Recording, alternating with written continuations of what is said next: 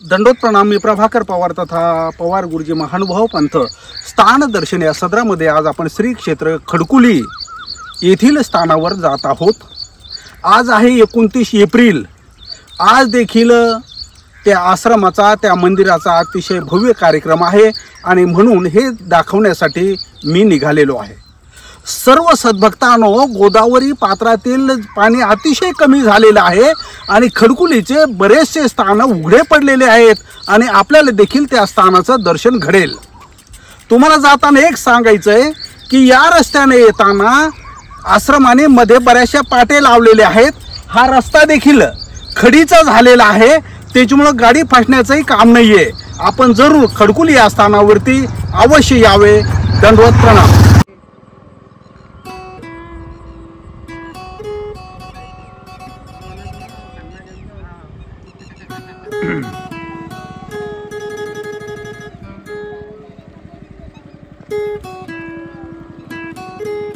धन्यवाद।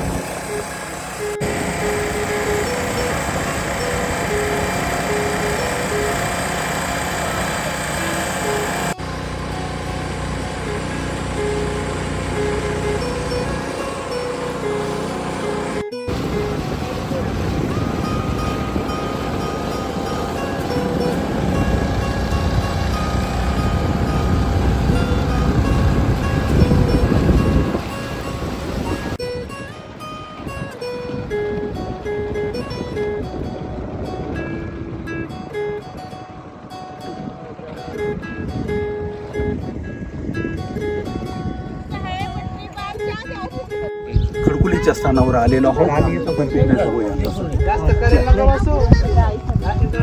दंडोत प्रणाम। मी प्रभाकर पवार तथा पवार गुरुजी महानुभाव पंथ स्थान दर्शन या सत्रामध्ये आज श्री क्षेत्र खडकुली या ठिकाणी आलेलो आहोत। आपण सर्व भाग्यवान आहोत। ज्या स्थानावर आम्ही आहोत या स्थानावरतीच आदरणीय गुरुवर्य संतोष मुनी दादा शास्त्री कपाटे बाबा या ठिकाणी आहेत। माझे गुरुवर्यच आहेत आणि त्याने मला काल परवाच फोन केला आणि म्हणून मी या ठिकाणी आलो आणि त्यांच्याकडूनच स्थानावरून आपण ही लीळा आपण श्रवण करणार आहोत। दयेचा सागर तूची अपार, तुझ विना कोण करील भव पार, तुझ विना कोण करील भव पार। करुणामृत तू मालिनी कोमर, विश्वाधारा हे विश्वांबर। मी खलकामी लोभी पामर, नको करू धिकार, तुझ विना कोण करील भव पार, तुझ विना कोण करील भव पार। जगन्नाथ तू विश्वनियंता, सर्वश्रेष्ठ तू हे भगवंता। भ्रमते बुद्धी तव गुण गाता, नुमटे मुखी उच्चार, तुझ विना कोण करील भव पार, तुझ विना कोण करील भव पार। म्हणे मुरारी अनंत सृष्टी, भोगिल्या त्या हाल पेष्टी। एक वेळ तरी प्रेमळ दृष्टी, बघून करी उद्धार तुझ विना कोण करील भव पार तुझ विना कोण करील भव पार. महातीर्थक्षेत्र खडकुली महानुभाव संप्रदायाचे प्रथमाचार्य नागदेवाचार्य यांची दीक्षाभूमी. त्याचबरोबर परमेश्वराने प्रसन्न होऊन इंद्रभट्टांना फुटा म्हणजेच जे वस्त्र उपर्ण वस्त्र म्हणून प्रदान केलं आणि त्या वस्त्राला अष्टांगाचा संबंध देऊन इंद्रभट्टांना देत असताना प्रसादाचं महात्म्य निरूपण केलं. स्मरण महात्म्य ईश्वर प्राप्तीसाठी परमेश्वराच्या नामस्मरणाची जे अनन्य साधारण महत्व आहे आणि नामस्मरणामुळे मिळणारे 10 लाभ आहेत त्याचंही वर्णन याच तीर्थक्षेत्रावर परमेश्वराने केलेलं आहे. सेवेचं दास्याचं जे महत्व आहे सांडवा बांधणे या लेळेद्वारा स्वामींनी त्याही प्रसंग घडवून दास्य हे कसं जीवनाला आवश्यक आहे त्या संदर्भामध्ये जीवाने दास्य केलं पाहिजे याचंही विवेचन या ठिकाणी परमेश्वराने केलंय. अहिंसा परमो धर्म हे सूत्र जे स्वामींच्या मुखातून प्रसवलेलं आहे ते अहिंसेचं मार्गदर्शन औषेच्या माध्यमातून परमेश्वराने याच स्थानावर आपल्याला निरूपण केलेलं आहे.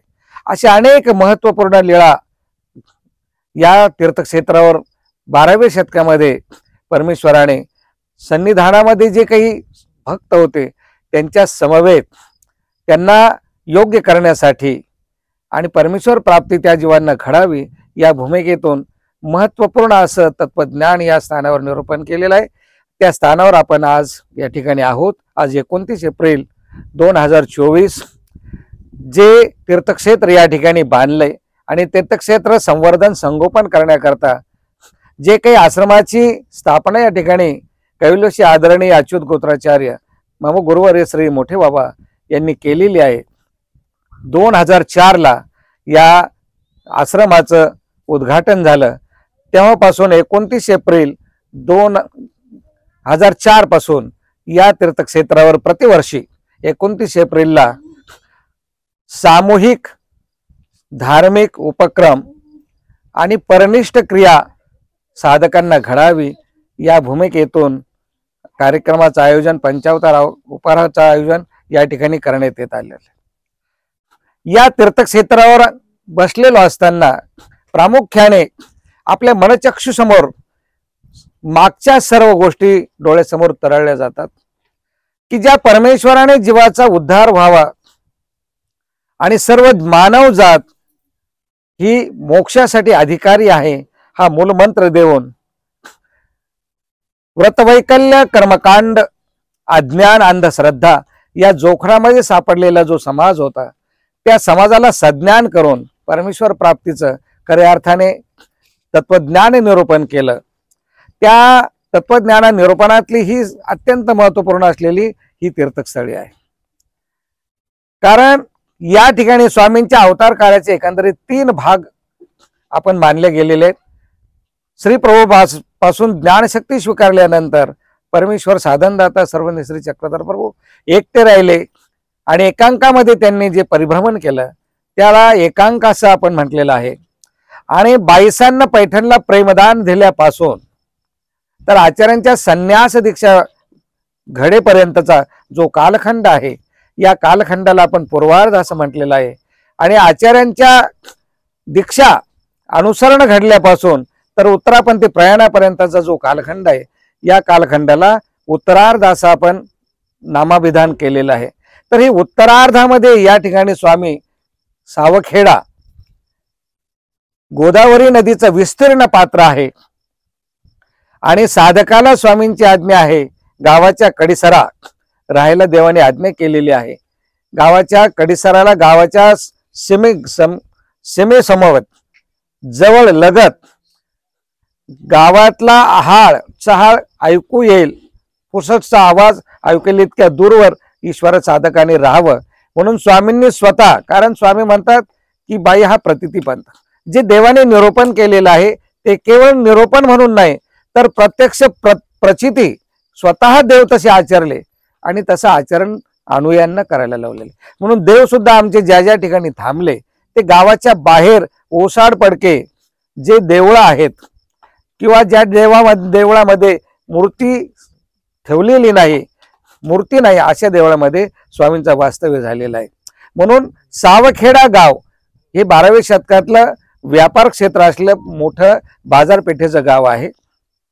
अनेक मठ मंदिरं, अनेक विचारधारा त्या काळामध्ये, स्वामींच्या काळामध्ये या सावखेड्यामध्ये होत्या. अनेक देवी देवतांचे मंदिर होते. म्हणून देव आमचे गोदावरी पात्रातले जे काही खडक आहेत मोठमोठे आणि गोदावरीला आलेल्या महापुरामुळे जे गुफा बनलेल्या होत्या त्या गुफामध्ये देव आणि देवाचे साधक या ठिकाणी वास्तव्याला होते. आणि या ठिकाणी गोदावरी आणि शिवणा नदीचा संगम झालेला आहे.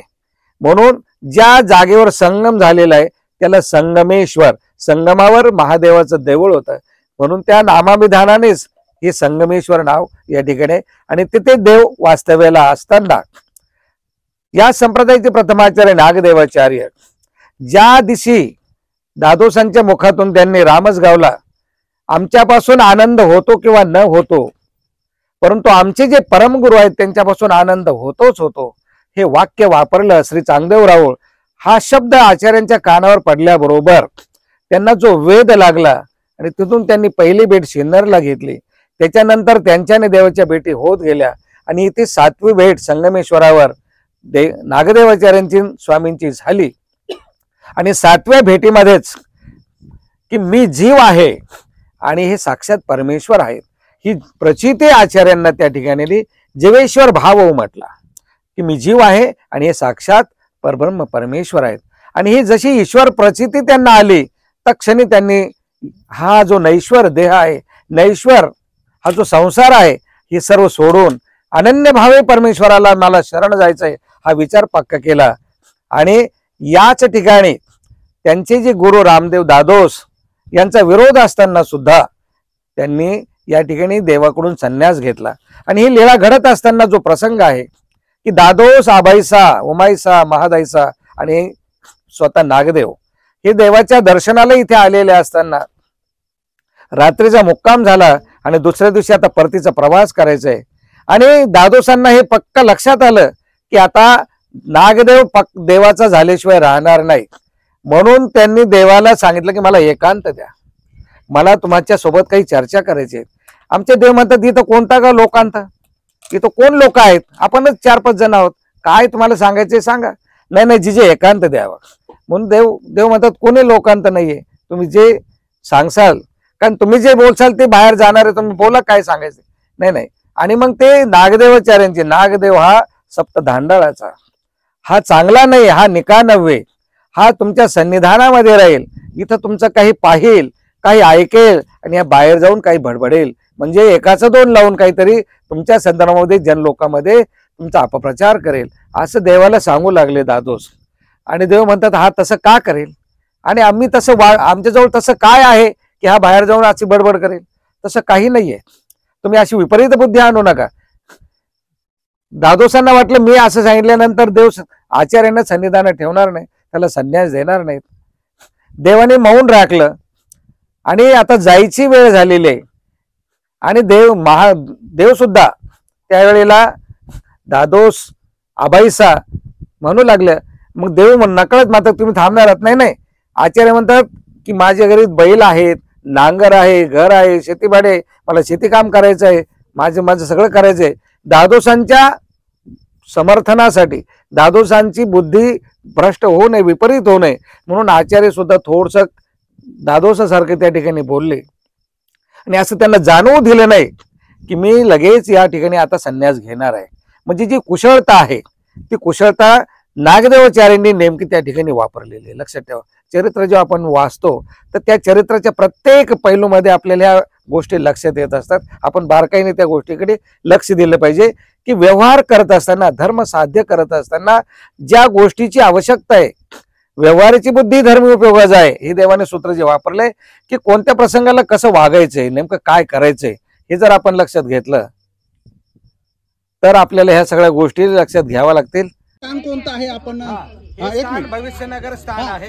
ऐका सर्व देव या ठिकाणी उभे राहून स्वामींच्या सन्निधानात त्यावेळेला जे भक्तजन होते त्यांना इथं उभं राहून देव भविष्य कथन करतात की भविष्यात या ठिकाणी मोठं नगर होऊ शकतं, होईल, या ठिकाणी नगर वसेल असं देव भक्तजनांना त्यावेळेला सांगतायत. परंतु पुढे काही ते तसं झालेलं नाहीये. म्हणून ते वरावून देवाने भविष्य वर्तवलेलं होतं की या ठिकाणी मोठं शहर वसवू शकतं. नैऋत्य कोण्यामध्ये जे स्थान आहे स्लॅब ते गोविंदावर कपाट पडणे ते नामाभिधान त्या आधीचं त्या लेवेचं स्थान आहे. स्वामींच्या सन्निधानामध्ये ते भक्त होते आणि सर्व साधकांना राहण्यासाठी गुफा होत्या, गुहा नैसर्गिक बनलेल्या, आणि आपापल्या गुहेमध्ये साधक त्या ठिकाणी राहत असताना ती गुफाच गोविंदावर पडलेली आहे. जसं देव जीवाने आपले कर्माधिकार जोडलेले असतील त्या पद्धतीने त्या क्रिया घडत असतात. त्या पद्धतीने त्यांचं त्या ठिकाणी देहावसन झालं. ते गोविंदावर कपाट पडणे ते स्थान आहे. आणि आग्नेय कोण्यामध्ये जे स्थान आहे ते इंद्रभटा फुटा प्रसाद दान. इंद्रभट्टांना जे स्वामींनी फुटा वस्त्र दिलेलं आहे प्रसन्न होऊन आणि प्रसादाचं जे महत्त्व निरूपण केलेलं आहे ते स्थान आग्नेय कोपऱ्यामध्ये, आग्नेय दिशेला कोपऱ्यामध्ये जे आहे ते इंद्रभटा फुटा प्रसाद दान नावाचं आधीचं ते स्थान आहे. त्याच्या खाली पलीचे समोरच मेन ओटे जे होते स्वामी ज्या ठिकाणी राहत होते ते पाण्याखाली आहे. खाली का नाही, गुफा आहे. त्या गुहा आहे त्याच्यावर आता गाळ आहे. आणि हे मोठं मंदिर हे प्रतिकात्मक बांधलेलं मंदिर आहे. या स्थानाची, या भूमीची आपल्याला आठवण राहावी साधकांना. या पाण्यामध्ये जे नामशेष झालेलं होतं म्हणून आपल्याला पुन्हा पुन्हा त्या लीळांचं, त्या घटनांचं, त्या प्रसंगाचं आठवण राहावी, स्मरण व्हावं म्हणून बांधलेलं हे मंदिर आहे. बाकी हे स्थान आहेत. हे स्थान बांधत असताना स्वतः बांबोरीचे मामा होते, माणिकर बाबा होते, गोपीराज बाबा होते, आता जे रुद्रपूरला ते आहेत, आश्रमातले साधक होते आणि काही महंत, मान्यवर महंत होते. या सर्वांच्या संमतीने या स्थानांची निर्मिती या ठिकाणी केलेली गेलेली आहे.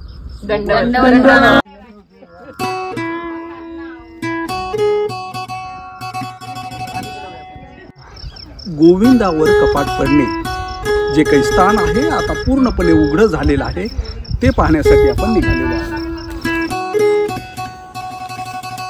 आपण आता गोविंदावर कपाट पडणे स्थान सध्या वंदन करत आहोत. या साईडला स्लॅब खाली पडलेला आहे आणि कायम पाण्याखाली असणारं हे स्थान आपण सध्या वंदन करण्यासाठी आलेलो आहोत. हे पिलर जे आहेत तेही पडलेले आहेत आणि इथे उंचावर गोविंदावर कपाट पडणे स्थान सध्या आपण वंदन करत आहोत.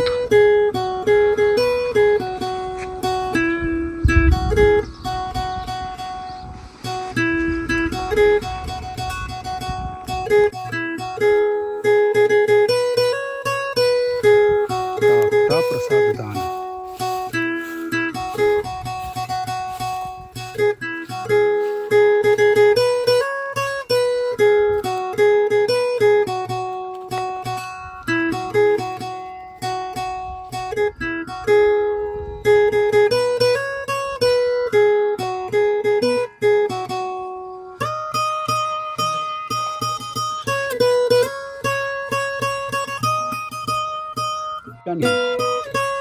इंद्रभटा फुटा प्रसाद दान जे स्थान आहे ते आपण सध्या वंदन करत आहोत.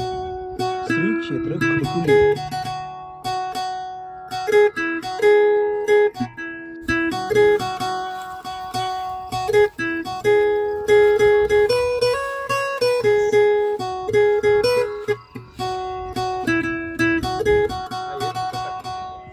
हा हे नंतर टाकले.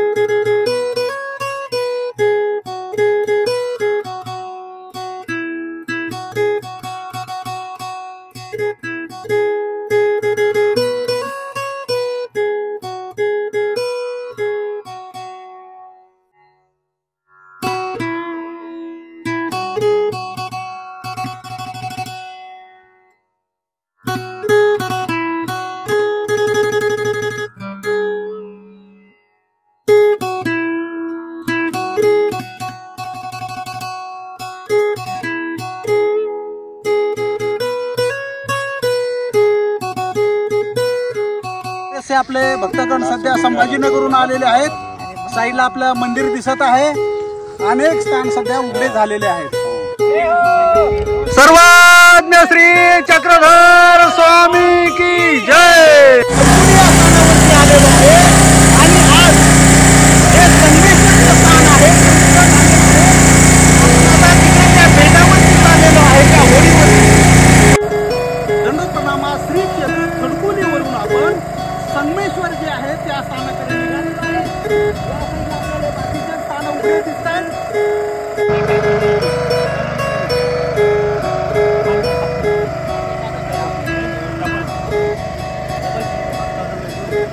दंडोत प्रणाम बाबा. आपण कुठल्या स्थानाकडे चाललोय आता? श्री क्षेत्र खडकुली येथील संगमेश्वर स्थान. आपण आता संगमेश्वर येथील जे स्थान आहे सध्या पूर्णपणे उघड झालेलं आहे, तिथे निघालेलो आहोत.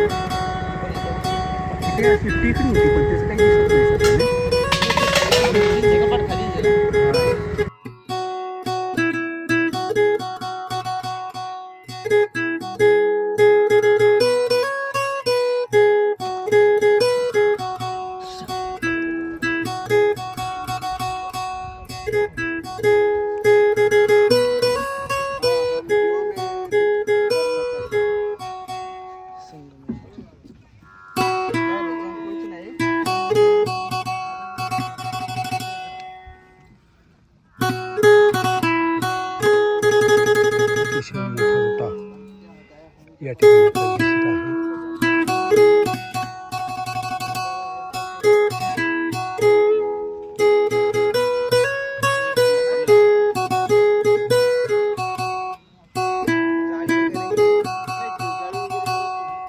नाही जाडी पलीकडे आतमध्ये.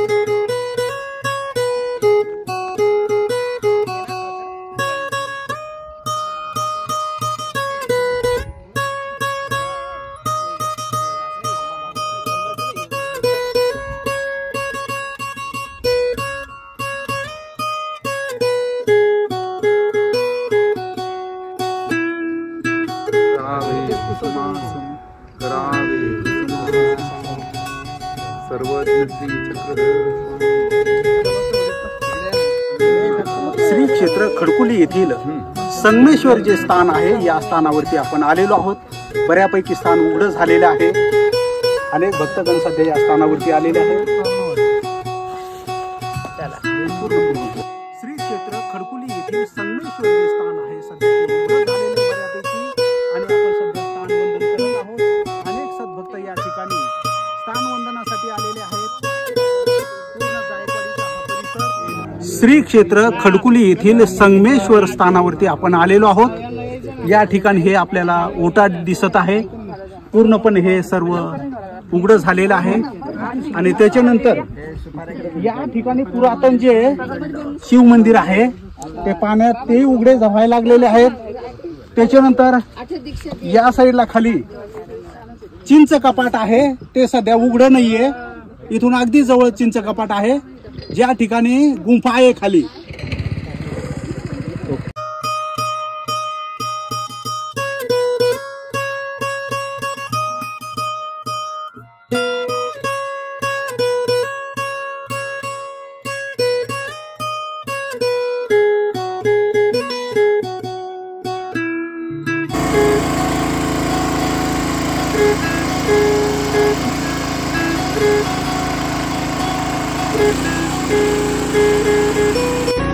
श्री क्षेत्र खडकुली येथील स्थानावरून आम्ही सध्या बर्फीचा प्रवास करत आहोत.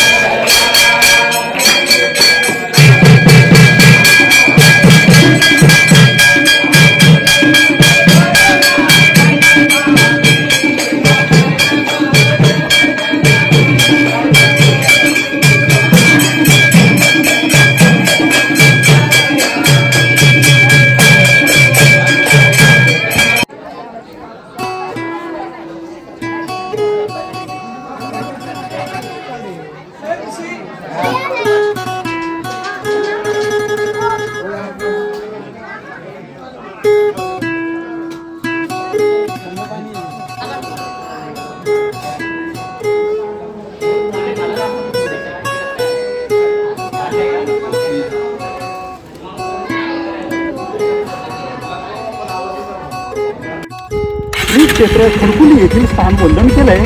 आता आपण या मधल्या कच्च्या रस्त्याने दुसऱ्या स्थानाकडे जात आहोत.